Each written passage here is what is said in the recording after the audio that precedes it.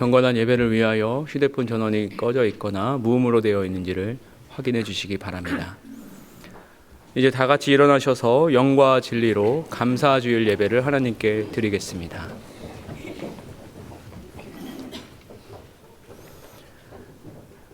그리스도의 말씀이 너희 속에 풍성히 거하여 모든 지혜로 피차 가르치며 권면하고 시와 찬송과 신령한 노래를 부르며 감사하는 마음으로 하나님을 찬양하고 또 무엇을 하든지 말에나 일에나 다 주 예수의 이름으로 하고 그를 힘입어 하나님 아버지께 감사하라. 아멘.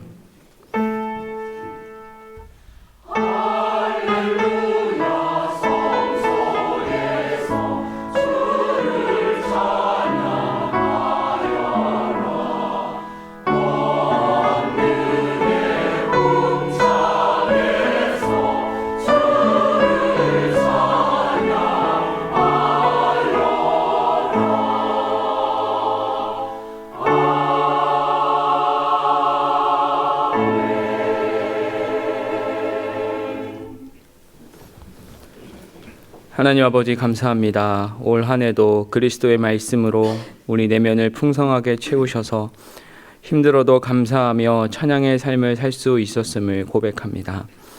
하지만 또 우리 마음의 움직임을 가만히 살펴보자니 창문을 온전히 열고 하나님을 목적 삼으며 모든 일에 감사해야 마땅했지만 때로는 어리석어 마음이 좁아져 불평하고 원망하며 하나님을 멀게 느끼고 피했던 순간도 있었습니다.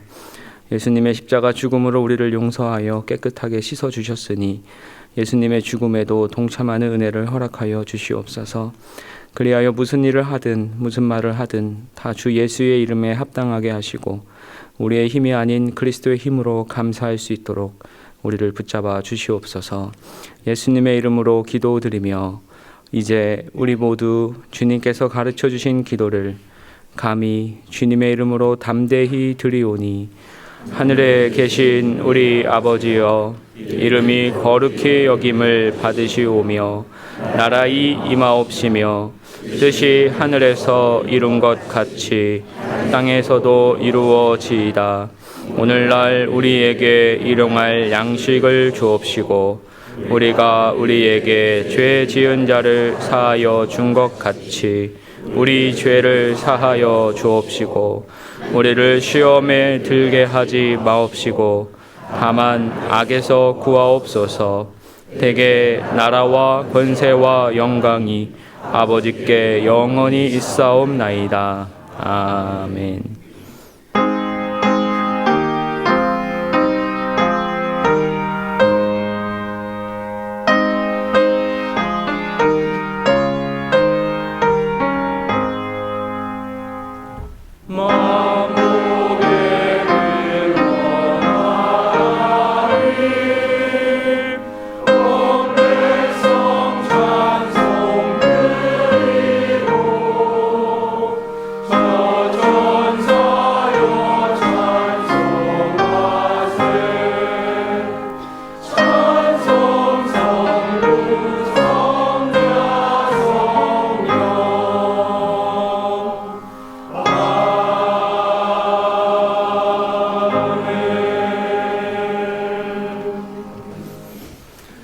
교독문 59번을 함께 교독하시겠습니다. 교독문 59번입니다.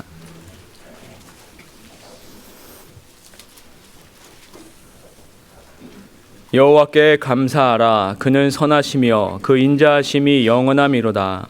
신들 중에 뛰어난 하나님께 감사하라. 그 인자하심이 영원함이로다.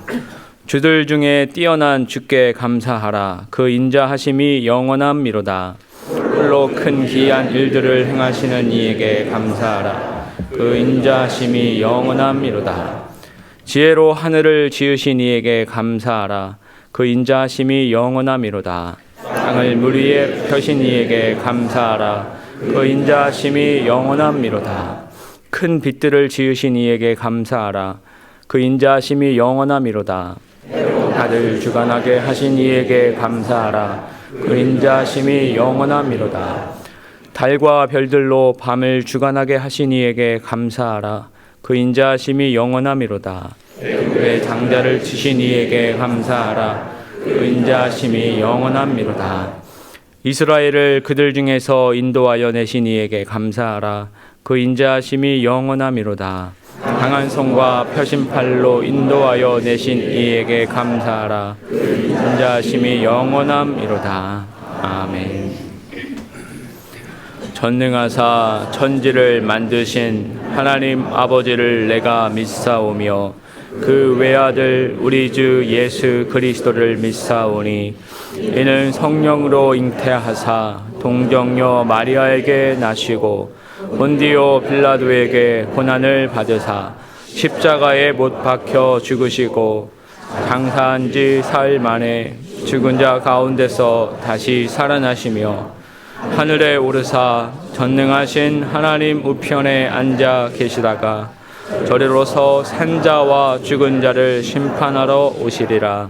성령을 믿사오며 거룩한 공회와 성도가 서로 교통하는 것과 죄를 사하여 주시는 것과 몸이 다시 사는 것과 영원히 사는 것을 믿사옵나이다. 아멘.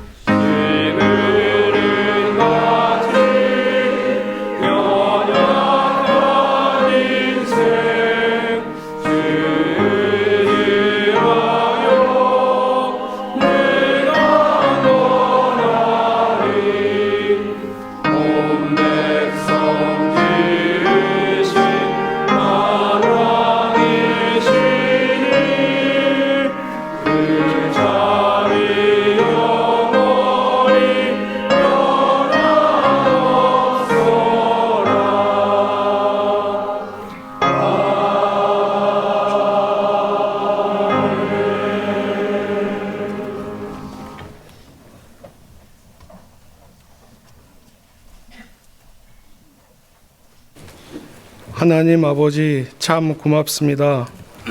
푸르름이 우거진 초록의 여름을 주시고 결실의 계절을 보내며 바야흐로 겨울을 준비하게 하시니 참으로 고맙습니다.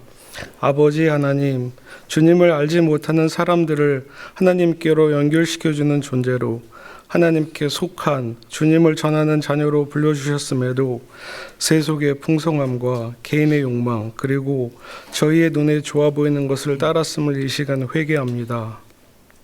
어둠을 밝히는 빛으로 살라고 하신 명령에도 불구하고 타인에게 해가 되는 부정적인 말과 행동을 한 것을 회개하오니 용서하여 주시옵소서. 하나님 아버지께 받은 은혜를 생각하며 아버지께 부르심을 받은 사람들이 감사의 예배를 올려드리고자 한자리에 모였습니다. 올 한 해 동안 가정과 교회, 일터 그리고 저희의 생명을 지켜주시고 복 내려주신 은혜에 무한한 감사를 드립니다. 주님, 저희들의 삶 속에 주님을 향한 감사의 찬양이 넘치기를 간절히 소원합니다. 낯설고 어려운 환경을 마다하지 않고 양아진 외국인 선교사 묘원에 잠든 믿음의 선배 선교사님들처럼 드려지는 감사주일 예배를 통하여 주님께 부르심을 받은 저희들이 주어진 어려운 환경에 함몰되는 것이 아니라 묵묵히 감사한 마음으로 주님 보시기에 하루하루를 바르게 살아내고 세상이 나를 돋보이게 할지라도 그 길이 주님을 향한 바른 길이 아니면 단호히 결단하고 돌아서서 주님을 향한 길 위에 길을 만드는 생활의 예배를 살아내게 하시고 은혜와 용기, 복을 내려주시옵소서. 전쟁 중에 있는 우크라이나와 러시아 그리고 팔레스타인과 이스라엘의 평화와 치유를 위해 기도합니다. 멀지 않은 곳 북녘 땅에 있는 동포들의 자유를 위해 기도합니다. 이 나라에 예수님의 마음을 닮은 리더들의 배출을 위해 기도합니다. 한국 기독교 200년을 향한 바른 길닦기 사명을 후대에 온전히 전할 믿음의 사람들을 100주년 기념교회에 보내주시기를 간구합니다. 이곳 예배의 자리를 기억하나 물리적으로 함께할 수 없는 사람들의 안타까움을 주님께서 위로해 주시기를 기도합니다.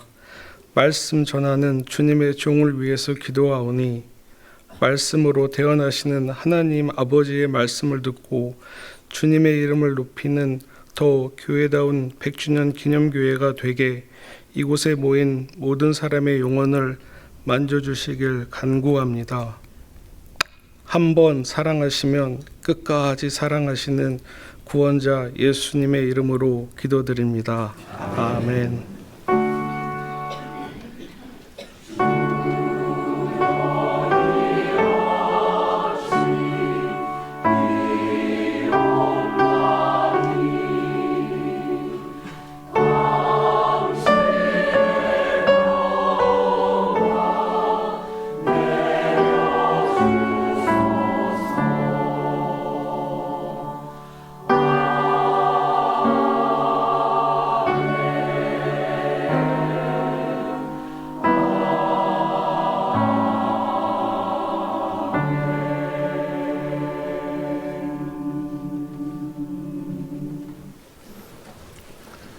교회 소식을 알려드리겠습니다.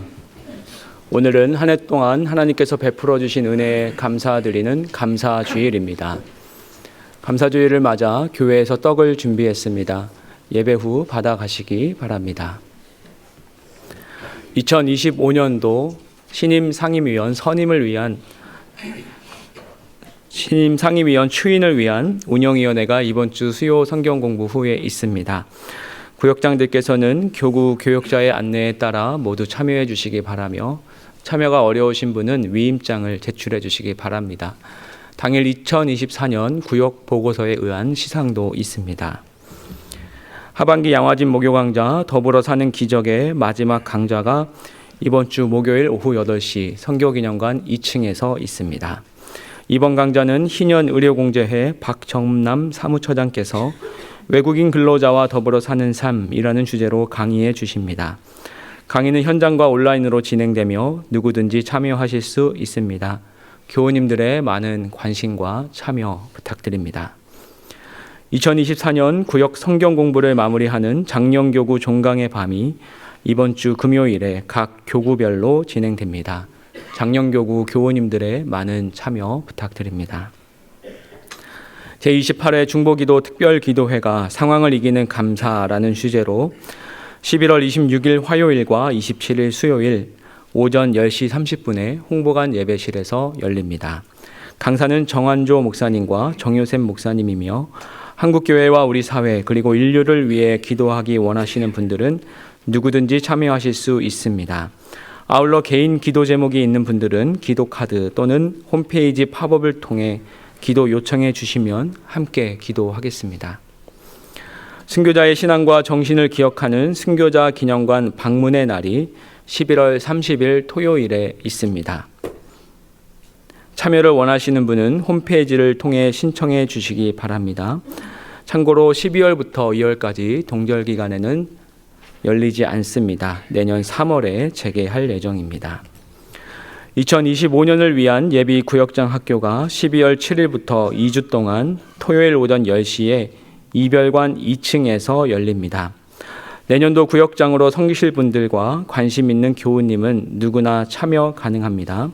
안내 또는 홈페이지를 통해 신청해 주시기 바랍니다. 제55회 세례 입교식 및 성찬식이 12월 11일 수요일 오후 8시에 홍보관 예배실에서 있습니다. 세례 또는 입교를 원하시는 분은 오늘까지 안내 또는 홈페이지를 통해 신청해 주시기 바랍니다. 신청자는 2회 교육에 참석하셔야 하며 새신자반을 이수하신 분은 교육 과정이 면제됩니다. 교육관 엘리베이터 교체 공사가 이번 주 화요일부터 12월 20일까지 진행됩니다. 이 기간 동안 엘리베이터 사용이 어렵습니다. 교육관을 이용하시는 교우님들께서는 참고해 주시기 바랍니다. 나머지 교회 소식은 주보를 참고해 주시기 바랍니다. 이제 지난주에 등록하신 분을 환영하겠습니다. 지난주에 등록하신 분은 잠시 자리에서 일어서 주시면 감사하겠습니다. 감사합니다. 다 같이 환영의 노래를 부르겠습니다.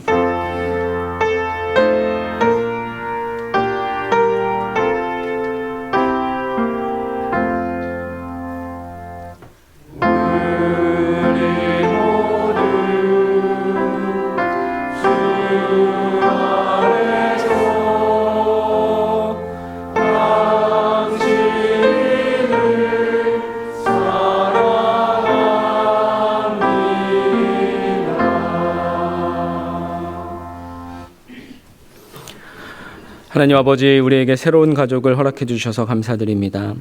옳고 그름의 구분이 사라지고 오직 자기 욕망을 채우는 것만을 절대 선으로 여기는 이 세상에서 새 가족이 창문을 열고 세속의 눈으로는 보이지 않는 그 영원한 가치를 볼 수 있도록 마음의 눈을 밝혀주시고 이 자리에 서게 하신 은혜에 감사드립니다.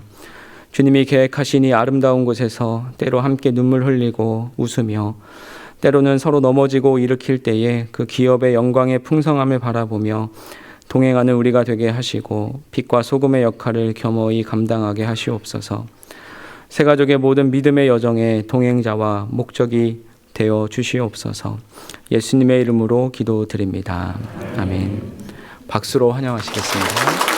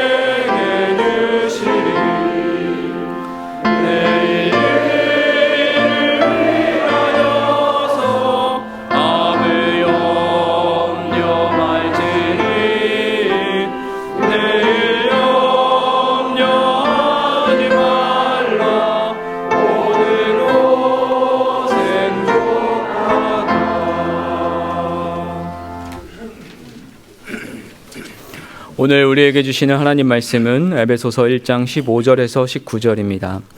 신약 성경 311쪽입니다. 에베소서 1장 15절에서 19절입니다. 제가 봉독하겠습니다. 이로 말미암아 주 예수 안에서 너희 믿음과 모든 성도를 향한 사랑을 나도 듣고 내가 기도할 때에 기억하며 너희로 말미암아 감사하기를 그치지 아니하고 우리 주 예수 그리스도의 하나님 영광의 아버지께서 지혜와 계시의 영을 너희에게 주사 하나님을 알게 하시고 너희 마음의 눈을 밝히사 그의 부르심의 소망이 무엇이며 성도 안에서 그 기업의 영광의 풍성함이 무엇이며 그의 힘의 위력으로 역사하심을 따라 믿는 우리에게 베푸신 능력의 지극히 크심이 어떠한 것을 너희로 알게 하시기를 구하노라. 아멘.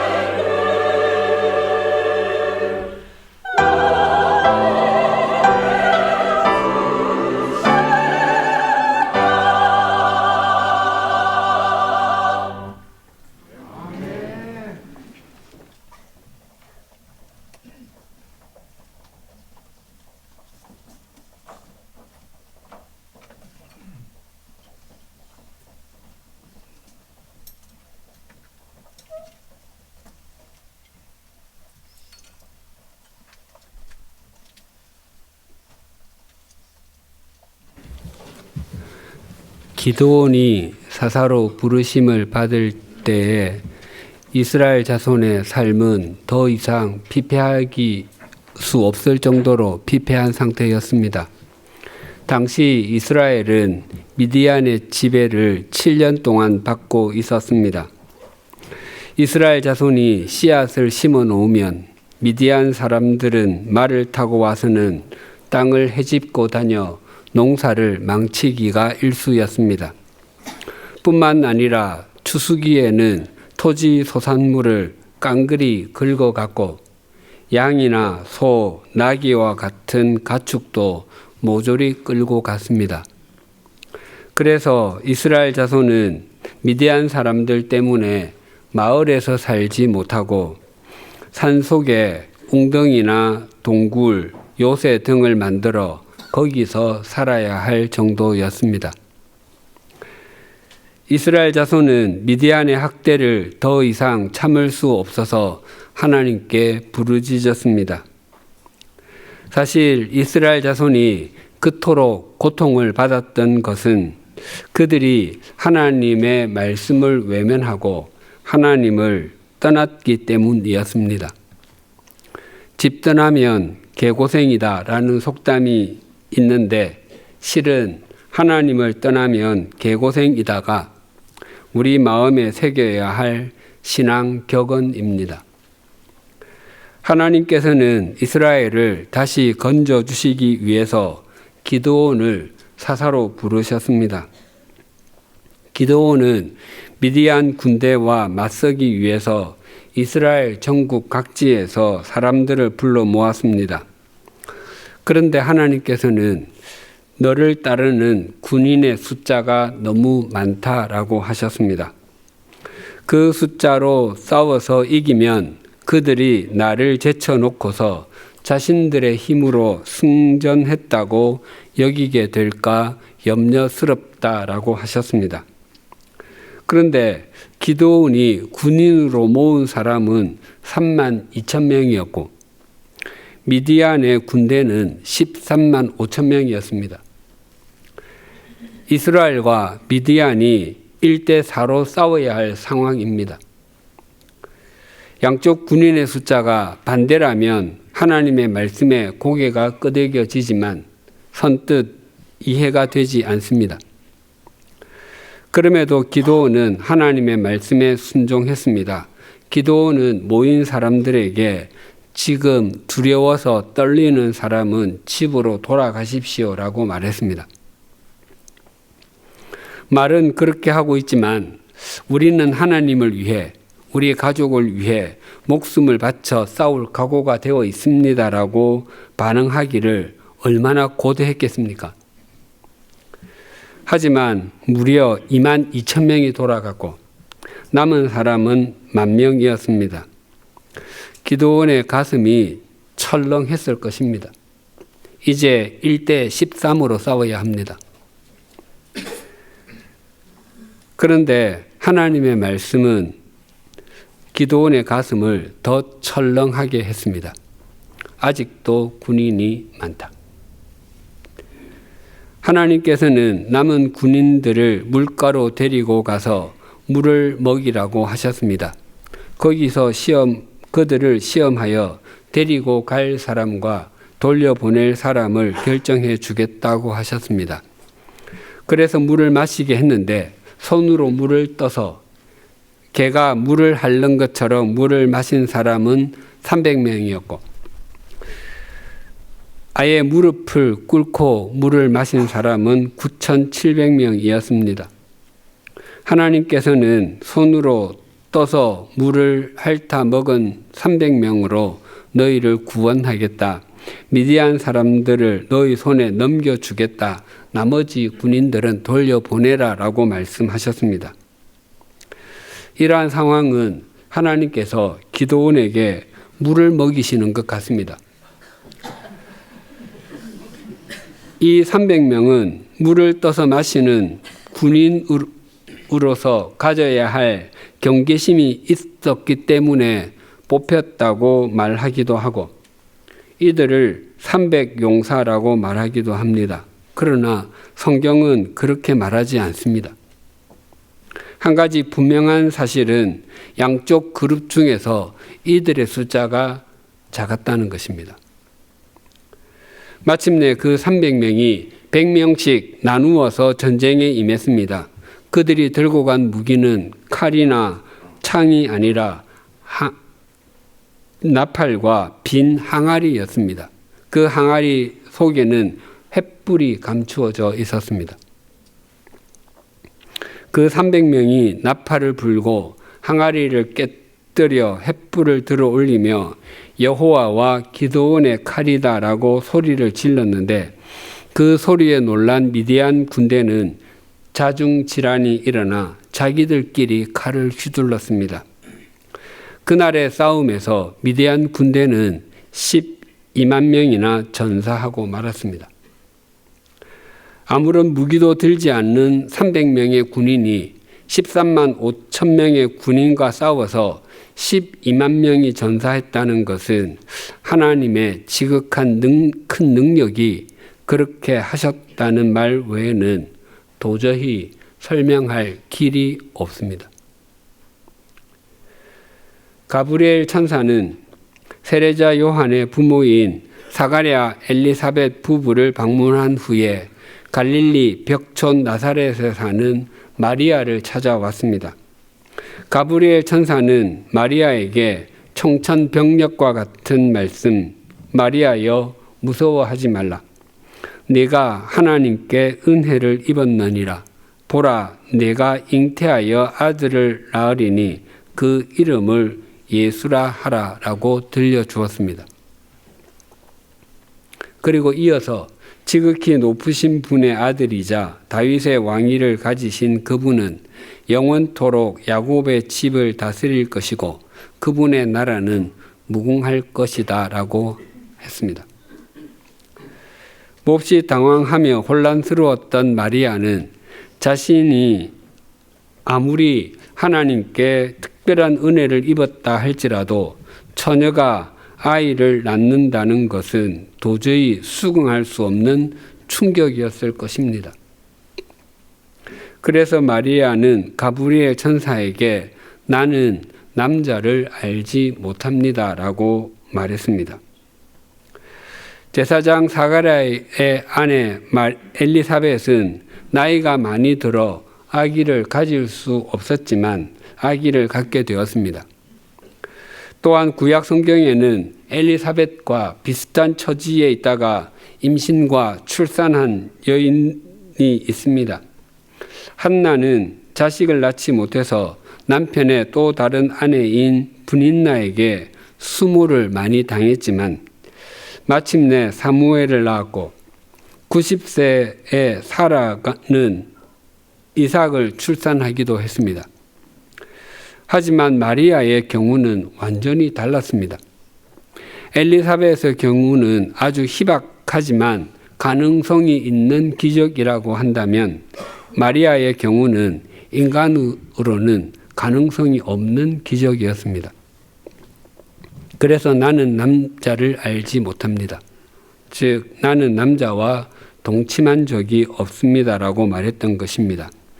가브리엘 천사는 그 말을 듣고 이렇게 답변했습니다. 누가복음 1장 35절입니다. 천사가 대답하여 이르되 성령이 내게 임하시고 지극히 높으신 이의 능력이 너를 덮으시리니 이러므로 나실 바 거룩한 이는 하나님의 아들이라 일컬어지리라.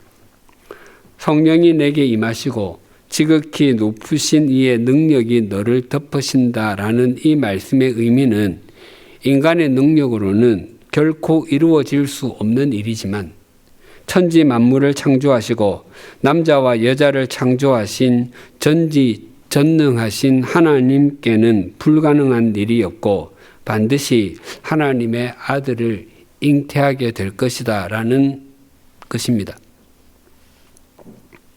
하나님은 사람의 이성을 무시하지 않으면서도 사람의 생각을 넘어서 역사하시는 분이십니다. 왜냐하면 하나님은 창조주이시고 사람은 피조물이기에 하나님의 생각과 길은 사람의 생각과 길보다 높기 때문입니다. 또한 사람은 유에서 유를 만들 수 있는 존재이지만 하나님은 무에서 유를 창조하시는 분이시기 때문입니다. 전지전능하신 하나님께서 베푸신 지극히 큰 능력을 덧입고 하나님의 말씀에 자신을 맡긴 마리아를 통해서 우리 주 예수 그리스도를 이 땅에 오게 하셨습니다. 사도 바울은 로마에 있는 감옥에서 에베소 교회를 위해서 기도를 드리고 있습니다. 오늘 본문 18절과 19절이 이렇게 증가합니다.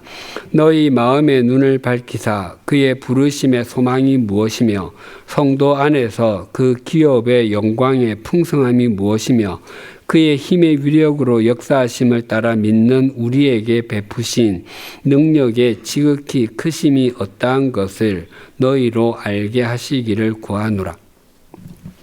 바울은 에베소 교회가 꼭 알기를 바라는 것 3가지를 구하고 있습니다. 첫째는 하나님의 부르심의 소망이 무엇인지 아는 것이고, 둘째는 하나님의 기업의 영광의 풍성함이 무엇인지를 아는 것이며, 셋째는 하나님께서 베푸신 능력의 지극히 크심이 어떠한 것을 아는 것입니다.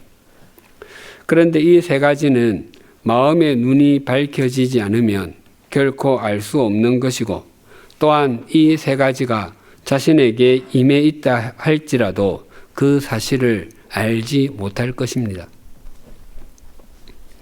또한 하나님께서 너희 마음의 눈을 밝혀주시기를 원한다는 의미는 에베소 교회는 물론 본래 모든 인간은 마음의 눈이 어두운 상태에 있었고 스스로의 능력으로는 마음의 눈을 밝힐 수 없다는 의미입니다. 그래서 우리도 하나님께서 우리 마음의 눈을 밝혀주신 후에야 부르심의 소망, 기업의 영광, 베푸신 능력의 의미를 새롭게 했고 그 영원한 가치를 재평가할 수 있게 되었습니다. 지난주에 우리는 하나님의 기업의 영광의 풍성함을 누리려면 우리의 시선을 영원, 즉 하나님의 나라에 두어야 한다고 나누었습니다. 또한 역설적이게도 교회가 또한 교회인 우리가 세상의 소금으로 세상의 빛으로 살아가기 위해서는 반드시 우리의 시선을 하나님의 나라에 두어야 합니다. 우리가 우리의 시선을 땅에 두게 되면 짠맛을 잃은 소금이 되어 버려져 밟히게 될 것이고 빛이 없는 빛과 같은 존재가 될 것입니다. 19절을 다시 봉독하겠습니다. 그의 힘의 위력으로 역사하심을 따라 믿는 우리에게 베푸신 능력의 지극히 크심이 어떠한 것을 너희로 알게 하시기를 구하노라. 바울은 에베소 교회가 또 우리가 하나님께서 베푸신 능력의 지극히 크심이 어떠한 것을 알게 해달라고 기도를 드립니다. 바울은 에베소 교회가 하나님을 대행하는 능력을 갖게 해달라고 기도를 드리지 않고 그동안 얼마나 큰 능력을 베풀어 주셨는지를 알게 해달라고 구하고 있습니다. 과거에는 예배 시간에 기도자가 설교자를 위해서 기도를 드릴 때 하나님 오늘 설교자에게 영력을 7배나 더해 주시고 성령의 두루마기를 입혀 주십시오라는 내용을 적지 않게 들었습니다. 그러나 그렇게 기도하기보다는 오늘 설교자를 통해 전해지는 말씀을 통해서 하나님께서 우리를 얼마나 사랑하시는지 성령님께서 우리에게 베풀어 주신 능력이 얼마나 큰지 확인하게 해 주십시오라고 기도를 드리는 것이 훨씬 더 적절해 보입니다. 복음서에 보면 제자들이 예수님께 꾸중을 듣는 장면이 몇 곳 있는데 그 이유는 항상 능력이 작아서가 아니라 믿음이 작아서였습니다. 예수님께서는 산상수훈의 말씀 중에 염려하지 말라라고 하시며 하나님께서 공중의 새도 기르시고 들의 백합화도 자라게 하시는 분이시라면 그것들보다 훨씬 귀한 너희들을 책임져 주시지 않겠느냐라고 말씀하셨습니다. 그리고 이렇게 말씀하셨습니다. 마태복음 6장 30절입니다. 오늘 있다가 내일 아궁이에 던져지는 들풀도 하나님이 이렇게 입히시거든 하물며 너희일까 보냐 믿음이 작은 자들아. 또 하루는 예수님께서 제자들과 함께 배에 타셨습니다. 그런데 갑자기 호수에 큰 풍랑이 일었습니다. 제자 중에 태반이 전직이 어부였지만 속수무책이었습니다. 그런데 예수님께서는 주무시고 계셨습니다. 제자들이 예수님을 깨우며 말했습니다. 주님, 살려주십시오. 우리가 죽게 되었습니다. 그때 예수님께서 이렇게 말씀하셨습니다. 마태복음 8장 26절입니다.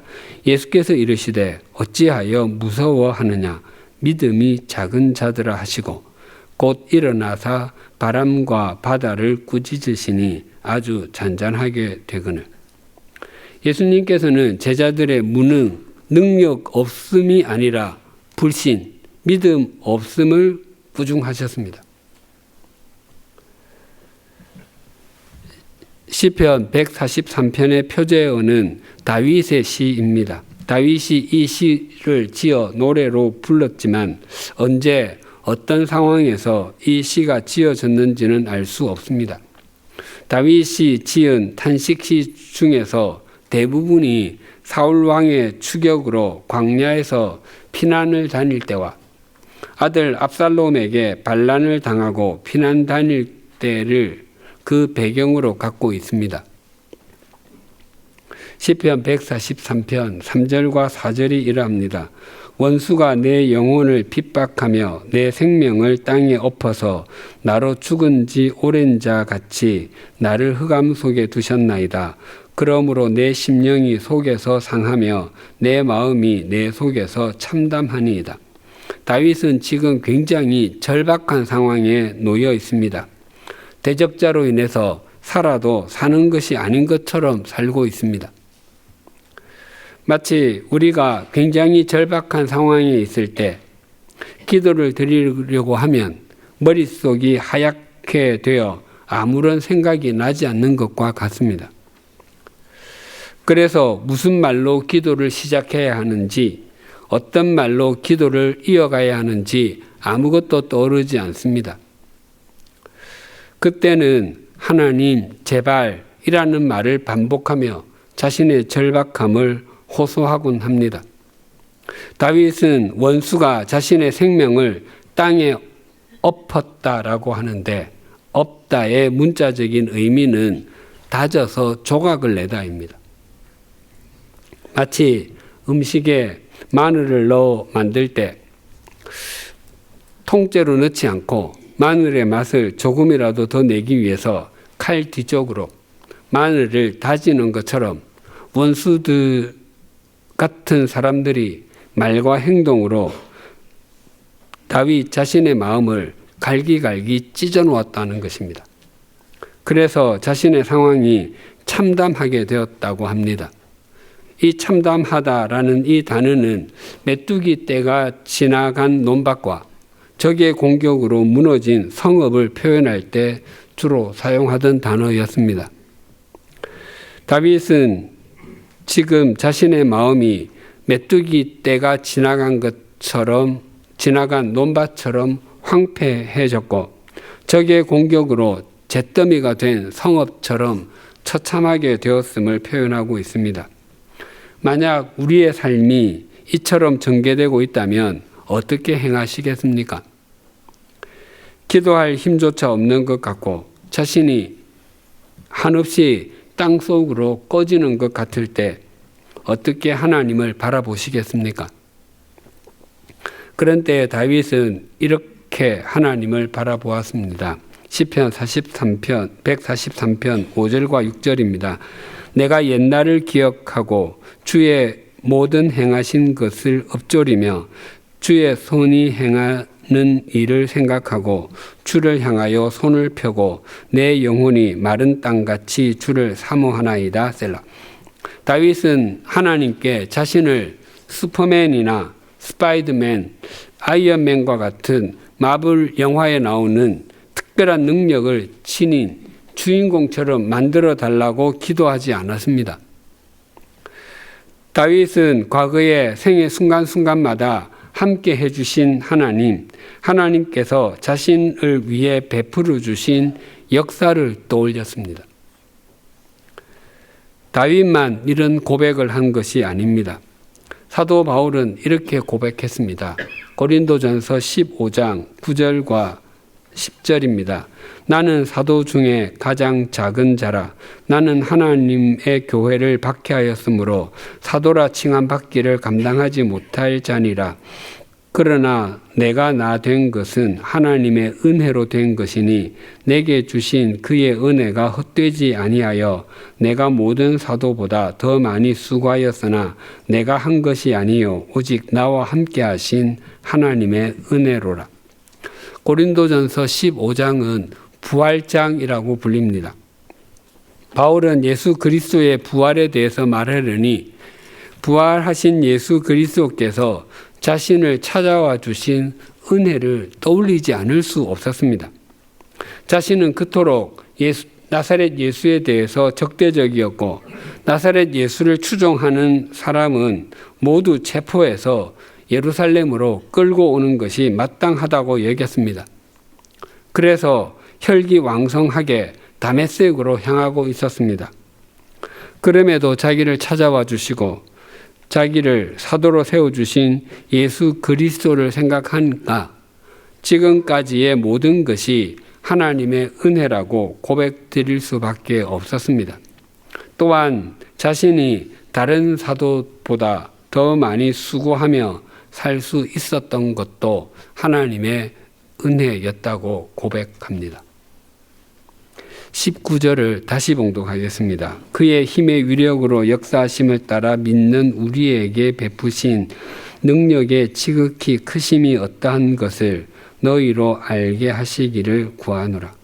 이 말씀에는 힘과 관련된 표현이 여러 개 나옵니다. 힘으로 번역된 이스퀴스는 내적이고 본질적인 힘을 뜻하는 말입니다.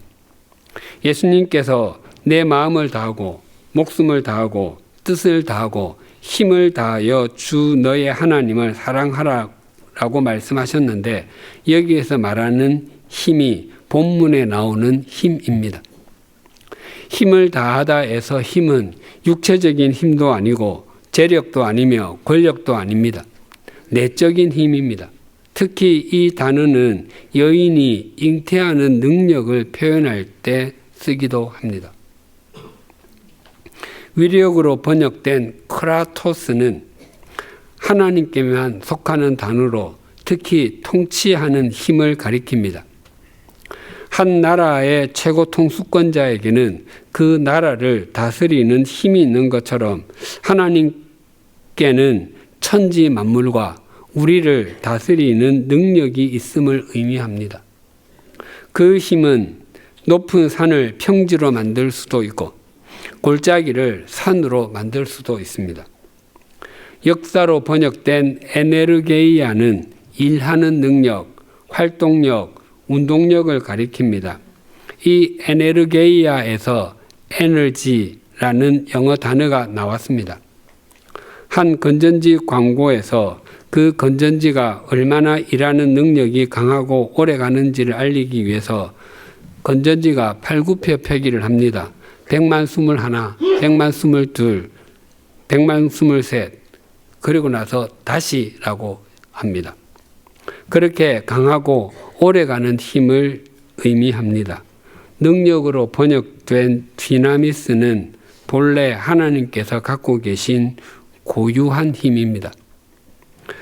주님께서 가르쳐 주신 기도에서 나라와 권세와 영광이라는 부분이 있는데 권세가 디나미스입니다.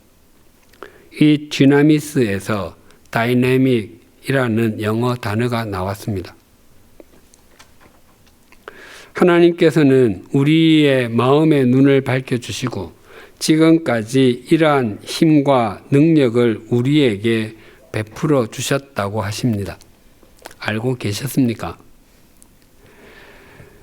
우리가 하나님의 자녀가 되어 이렇게 예배의 자리에 있을 수 있게 되었고 하나님의 나라를 소망하며 살 수 있게 되었으며 생의 순간순간마다 또 생의 고비고비마다 주님을 바라볼 수 있게 된 것은 이러한 하나님의 힘과 능력이 우리에게 역사하심의 결과입니다. 저는 에베소서 1장 17절에서 19절의 말씀을 통해서 하나님께서 저를 목회자로 부르셨다는 것을 확인하게 되었다고 몇 번 말씀드렸습니다. 이 말씀을 나누는 지난 몇 주간은 제게 특별한 은총의 기간이었고 감사의 기간이었습니다. 그리고 17절에서 19절의 말씀을 참 많이 읊조리기도 했습니다. 고등학교 1학년 때 주님을 인격적으로 만나고 얼마 지나지 않아서 제가 다녔던 교회 중고등부 담당 전도사님께서 제게 신학을 공부하는 것이 어떻겠냐고 제안했습니다. 저는 그 자리에서 아닙니다 라고 답했습니다. 가난이 싫었던 저는 무슨 일을 하든지 돈을 많이 벌고 싶었습니다. 그래서 신학을 공부하고 목회자가 되는 것은 저와는 상관없는 일이라고 생각했습니다. 신학을 공부하는 것이 어떻겠느냐라는 말이 제 내리에서 떠나지 않았지만 저는 애써 무시했습니다. 그해 가을 어느 저녁 예배 전 예배당 한쪽 구석에서 늘 하던 대로 기도하며 성경을 읽다가 이 에베소서의 말씀에서 저를 부르신 소명을 깨닫게 되었습니다. 에베소서 1장 17절에서 19절의 말씀이 이렇게 제게 읽혔습니다. 우리 주 예수 그리스도의 하나님, 영광의 아버지께서 지혜와 계시의 영을 한조에게 주사 하나님을 알게 하시고 한조 마음의 눈을 밝히사 그의 부르심의 소망이 무엇이며 성도 안에서 그 기업의 영광의 풍성함이 무엇이며 그의 힘의 위력으로 역사하심을 따라 믿는 한조에게 베푸신 능력의 지극히 크심이 어떠한 것을 한조로 알게 하시기를 구하노라.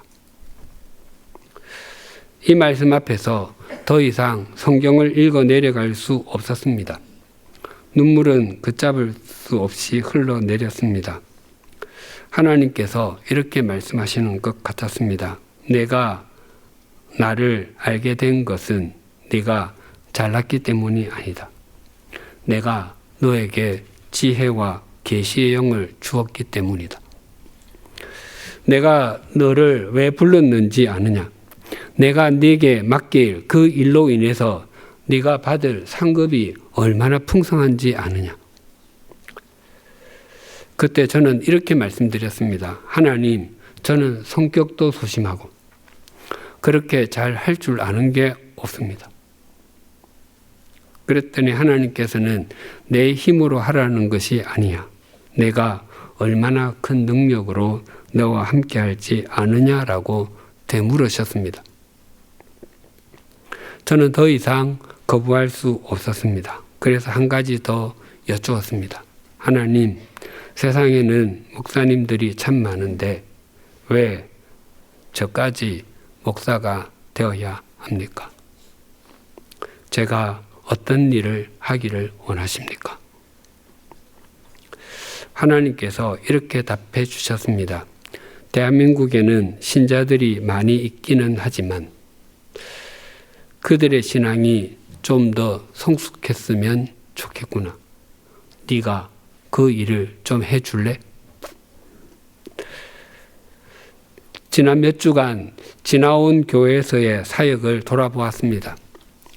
하나님께서 베푸신 능력의 지극히 크심이 어떠했는지 말로 형언할 수 없습니다. 정말 하나님께서 베푸신 지극히 큰 능력이 아니었다면 저는 지나온 사역들을 감당할 수 없었을 것이고 오늘 말씀을 전하는 이 자리에도 서 있지 못했을 것입니다. 오늘은 올 한 해 동안 베풀어 주신 주님의 은혜에 감사드리는 감사주일입니다. 우리가 올 한 해 동안도 올 한 해도 여기까지 올 수 있었을 뿐만 아니라 지금까지의 삶에서 산을 넘고 물을 건너고 광야를 통과해서 여기까지 올 수 있었던 것은 하나님께서 우리에게 베푸신 능력이 지극히 컸기 때문입니다. 혹 표면적으로는 하나님께서 베푸신 능력이 지극히 작아 보일 수도 있습니다. 건강이 예전 같지 못할 수도 있고 관계가 틀어졌을 수도 있습니다. 또 한때 잘 나갔던 사업을 접어야 했을 수도 있고 다니던 직장에서 나와야 했을 수도 있으며 취업의 문이 굳게 닫혀 도무지 열릴 것 같지 않아 보일 수도 있습니다. 그래서 소유가 줄어들었고 삶이 궁핍해졌을 수 있습니다. 그러나 우리는 분명히 알고 있습니다. 세상의 부족함이나 결핍함이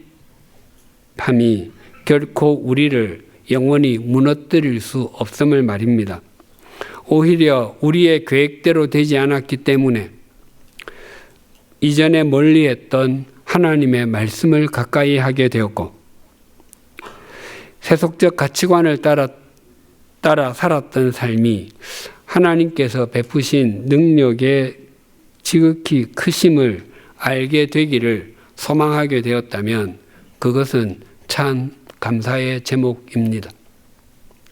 그래서 하나님을 향해 창문을 열고 하나님의 부르심의 소망과 하나님의 기업의 영광의 풍성함과 하나님께서 베푸신 능력의 지극히 크심을 더 알기를 원하는 사람에게는 오늘 하루만이 아니라 1년 12달 52주 365일이 매일매일 감사주일로 엮어지게 됩니다.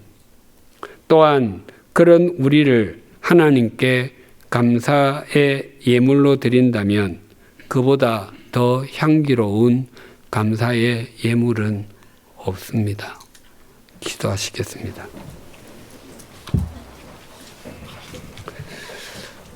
우리 주 예수 그리스도의 하나님, 영광의 아버지, 이스라엘 자손을 7년 동안 지배해온 미디안의 13만 5천 대군과 맞서기 위한 300명의 군인은 달걀로 바위치기도 되지 않는다고 기드온은 여겼을 것입니다.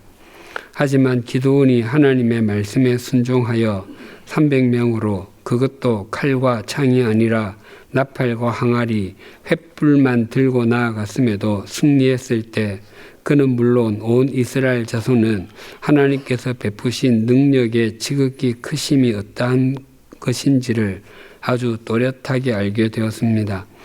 오늘 우리에게 감사주의를 맞이하게 해주셔서 감사합니다. 우리의 올 한 해와 지나온 지금까지의 삶을 찬찬히 돌아보면 하나님께서 우리 마음의 눈을 밝혀주셨고 하나님의 기업의 영광의 풍성함을 알게 해주셨을 뿐만 아니라 우리에게 베푸신 능력이 지극히 컸음을 고백합니다. 혹 2024년 올 한 해 동안 자신의 계획대로 된 것이 없고 꼭 결실을 맺고 싶었던 일에 열매가 없으며 좋지 않은 경제 사정으로 인해 주머니에 든 것이 별로 없어도 오히려 그렇기 때문에 더욱 주님을 향해 창문을 열게 되었고 주님을 바라볼 수 있게 되었다면 감사하게 하여 주시옵소서. 하박국 선지자처럼 하나님으로 인해서 감사하게 하여 주시옵소서. 그리하여 1년 중 단 오늘 하루만 감사주일로 지내는 것이 아니라 1년 12달 52주 365일이 감사주일이 되게 하여 주시옵소서. 예수님의 이름으로 기도드립니다. 아멘.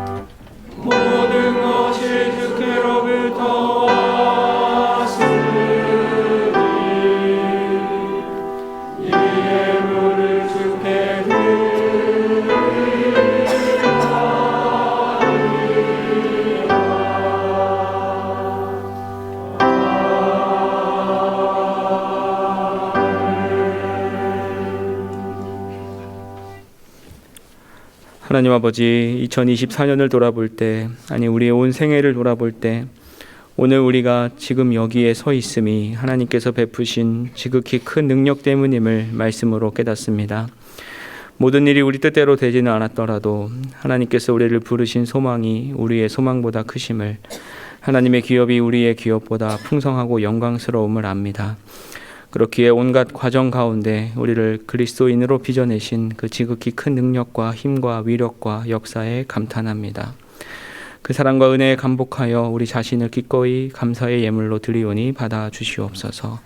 우리의 온 존재가 하나님께 받아들여졌음을 감사하며 그 즐거움으로 사는 우리 모두 되게 하여 주시옵소서. 예수님의 이름으로 봉헌 기도 드립니다. 아멘. 주위에 계신 분들과 인사를 나누시겠습니다.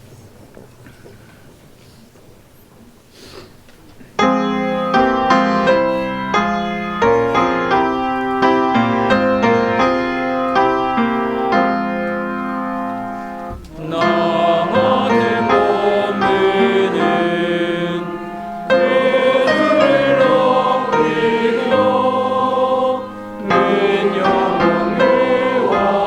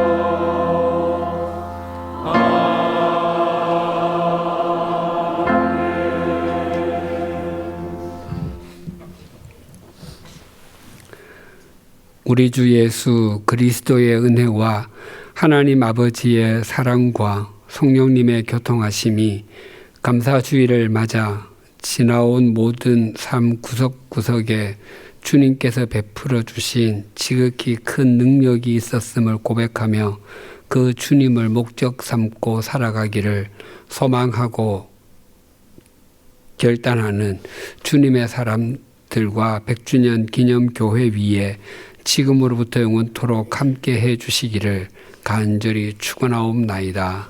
아멘.